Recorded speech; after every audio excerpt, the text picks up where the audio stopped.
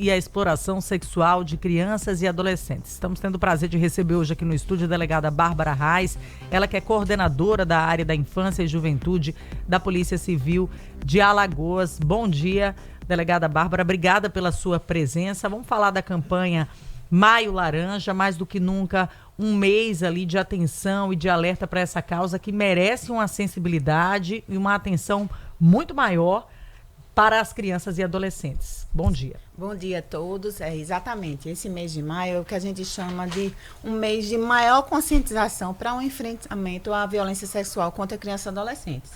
Agora, isso não quer dizer que só no mês de maio a gente deve estar atento a esse tipo de violência, especialmente, a gente fala até que 18 de maio é todo dia, né? Especialmente porque, assim, a maior parte das violências, em estatísticas do Anuário Brasileiro de Segurança Pública, 76% dos casos, as vítimas eram vulneráveis, ou seja, tinham até 13 anos, e em 64% eram praticados por um familiar. Ou seja, as pessoas mais próximas, que a família e a criança ou o adolescente têm mais confiança, normalmente são quem pratica o abuso.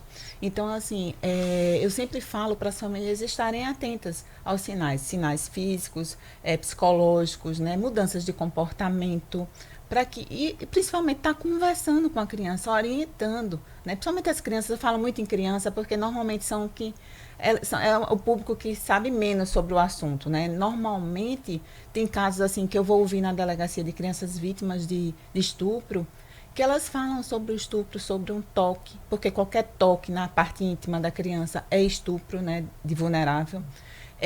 Sem sequer perceber que foi vítima de uma violência. É isso que eu queria abordar, doutora. Quando a gente começou a acompanhar seu trabalho aqui em Alagoas, e a senhora sempre teve uma atenção grande com a imprensa, tratando de detalhes, assim, que a gente tinha conhecimento ali, e às vezes até como pais, os profissionais ficavam assim indignados, e houve uma evolução no tocante à interpretação do que é estupro, né? Porque eu me lembro que antes toda a caracterização do estupro tinha que passar pelo exame de conjunção carnal, né? Que por si só tem lá a sua delicadeza no próprio exame. E aí a senhora coloca de maneira muito clara que hoje qualquer toque também é interpretado como estupro. Então, isso é considerado uma evolução? Sim, sim. Até porque, assim, vamos dizer, uma pessoa próxima, imagine um pai, ou um avô, um tio, que a gente pega muito, eu já peguei de todos os tipos de familiares, né?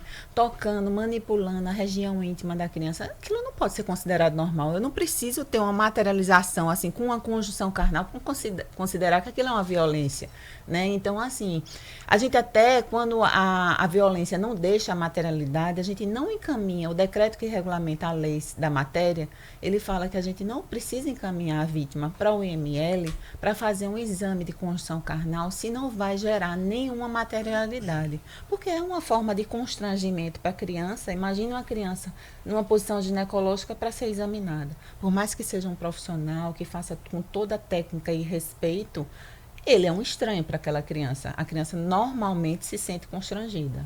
Não é normal, né, esse tipo de exame numa criança. De fato, realmente, o constrangimento ali pode até aumentar o trauma dessa criança. Agora, a minha pergunta é em relação à assistência e o acolhimento que é dado após um caso de abuso ou de estupro a essa criança. Como é que se dá esse acolhimento? Qual é o papel? Como é que a polícia hoje trabalha em relação a acolher informações dessas crianças que são consideradas depoimentos especiais, como estávamos conversando aqui antes da nossa entrevista entrar no ar, delegada? Após o ano de 2018, que foi quando entrou em vigor a Lei 13.431, que regulamenta o atendimento, o Sistema de Garantias de Direitos da Criança e Adolescente, existem formas de ouvir criança e adolescente vítima de violência, vítima e testemunha, inclusive, que é por escuta especializada, que todos os órgãos da rede de proteção à criança podem fazer, mas colhendo o minimamente necessário para o acolhimento e a proteção, e o depoimento especial. Esse depoimento especial a gente não faz de qualquer forma, a gente segue toda uma técnica, um protocolo. Para poder fazer o depoimento especial, tem que haver uma capacitação prévia para fazer. E o depoimento especial que se pretende que seja feito uma única vez, porque isso também é revitimizar, você requerir a criança diversas vezes sobre o mesmo assunto. Imagine você ter que falar várias vezes como você foi estuprada. né? Então, isso não pode ser uma coisa normal nem natural e que normalmente revitimiza. Se você tem que repetir diversas vezes a mesma coisa que não lhe foi agradável, você está sendo revitimizado. Então, no depoimento especial, a gente segue um protocolo e o depoimento especial ele é todo gravado em áudio e vídeo. Então, agora, doutora, no caso das mulheres, há uma medida protetiva, né? A mulher sai do ambiente ali do agressor, inclusive ele fica impedido, enquanto está o inquérito, os processos em si de se aproximar da vítima. É o mesmo procedimento com as crianças? após a Lei Henri Borel, de 2022, sim. A gente também pode pedir as medidas protetivas, que são bem similares às medidas protetivas trazidas pela Lei Maria da Penha, para a criança, adolescente e vítima. Isso foi uma evolução muito grande, legislativa também, na proteção da criança e adolescente no Brasil. A senhora falava que ao longo do tempo, né, quase 2 décadas, né, que a senhora está trabalhando aqui em Alagoas, e naturalmente tem uma contribuição a dar também para a própria Secretaria de Defesa Social, de Segurança Pública aqui do Estado, está coordenando a área de infância e juventude. O que é que podemos evoluir para melhorar esse atendimento para casos como esse? Eu acho que integrar ainda mais a rede de proteção, né? Aumentar o número de salas de depoimento especial nas unidades. Mas assim, o foco é no si, por exemplo, quando uma criança vai na delegacia, aquele atendimento não ficar ali só na delegacia, haver um ciclo, né, assim, de encaminhamentos tanto para questões médicas de saúde quanto para questões psicológicas, quanto para questão social, assim, até de amparo social, porque muitas vezes o agressor é quem provém a família. Atualmente nós temos falhas nesse sentido? Não temos falhas, mas precisamos ampliar. Melhorar, né, a qualidade. Ampliar, porque a quantidade de crianças vítimas é muito grande, não só em Alagoas, mas no Brasil. A gente tem estatísticas do anuário que a cada 6 minutos, uma pessoa é estuprada.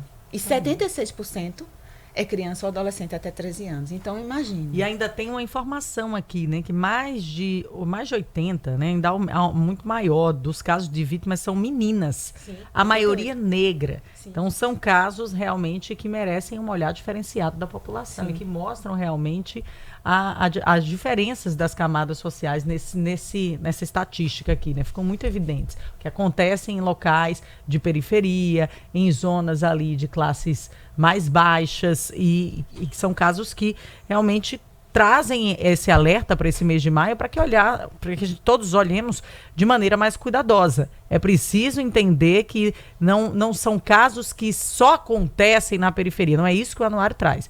O que ele traz é que a maioria dos casos ainda estão enraizados nas camadas mais baixas. Então, isso se reflete no dia a dia, delegada. A gente realmente percebe essas informações no dia a dia, os casos que vêm acontecendo, trazendo esse olhar aqui para Alagoas, refletem esse índice aqui mais alto na periferia?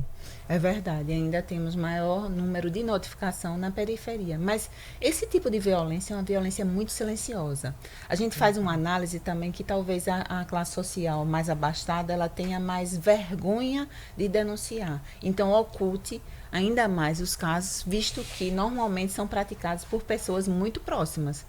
Então, a gente fala que por isso que é tão importante as pessoas estarem atentas às mudanças de comportamento nas escolas, né, no condomínio. Aquela criança falou algo que gere uma suspeita, faça a denúncia. É fundamental que isso venha a ocorrer. Doutora, a própria legislação, ela tem alguma observação para crianças com algum tipo de deficiência, se elas forem abusadas? É algum tipo de agravante? Porque hoje a gente está com um índice grande de diagnósticos de autismo, a gente está com diagnóstico de TDAH, quer dizer, isso torna essas crianças ali, de alguma forma, crianças mais especiais, né, em relação às demais. A lei também faz essa distinção, se for alguma criança nessa condição, aumenta a pena de alguma forma?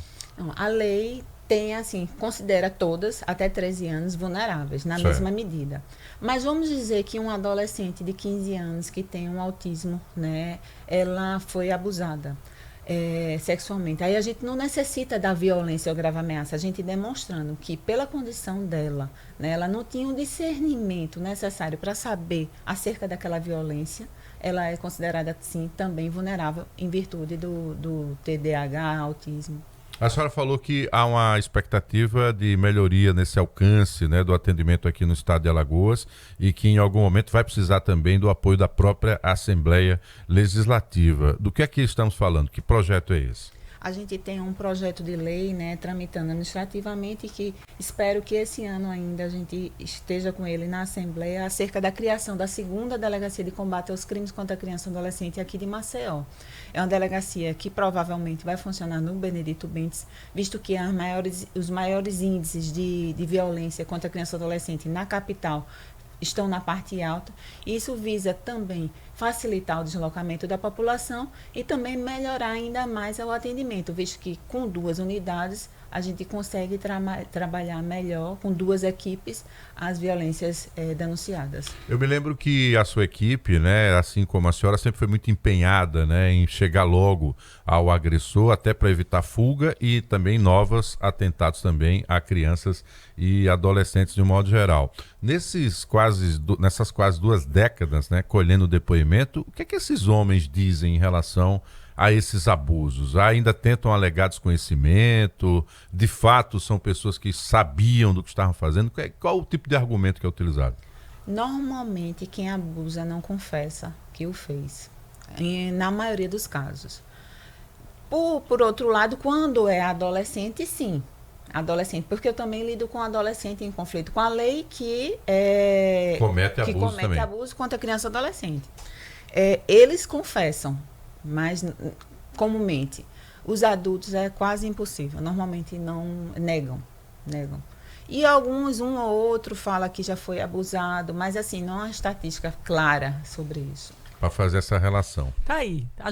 Você que chega agora na Rádio Mix, a gente está aqui falando sobre o Maio Laranja com a delegada Bárbara Reis, coordenadora da área da Infância e Juventude da Polícia Civil de Alagoas. Chegou agora, não conseguiu acompanhar esse bate-papo importante que abre literalmente os olhos da população para que a população possa, inclusive, identificar, né, sinais que sejam suspeitos, fazer denúncias quando for necessário. Um assunto que é importantíssimo e que vem ganhando ali uma notoriedade maior, um destaque maior, a partir da necessidade de ampliação dos serviços de assistência na polícia e também da rede de acolhimento. Agradecer a delegada Bárbara Reis aqui pela presença, dizer que o assunto não morre aqui, a gente com certeza vai trazer essa pauta de volta à discussão e se tiver qualquer atualização ali acerca do projeto, da evolução da tramitação na Assembleia Legislativa, que traga para a gente também repercutir aqui no estúdio. Obrigada. Obrigada também e chamo a todos a denunciar, nem que de forma anônima, pelo Disque 100 ou pelo 181. Muito bom. Olha, e fica aqui a dica, né? A gente está com um novo secretário de comunicação, o colega jornalista Wendel Palhares, né? Juntamente com a própria Segurança Pública, tentar fazer uma campanha que vá à televisão, estimulando justamente essas denúncias e trabalhando junto com a própria equipe formas de indicar o que são esses abusos, como eles podem também ser denunciados. Acredito que quanto mais a gente ampliar esse leque aí de informações, vai ser bom para todos os lados, inclusive, claro, principalmente para as nossas crianças e adolescentes. Prazer revê-la, doutora. Sucesso em seu trabalho. Um abraço em sua equipe. Thaís, são todos muito dedicados, vale a pena ressaltar essa informação. 7h20, 7h20, vamos para um rápido intervalo aqui dentro.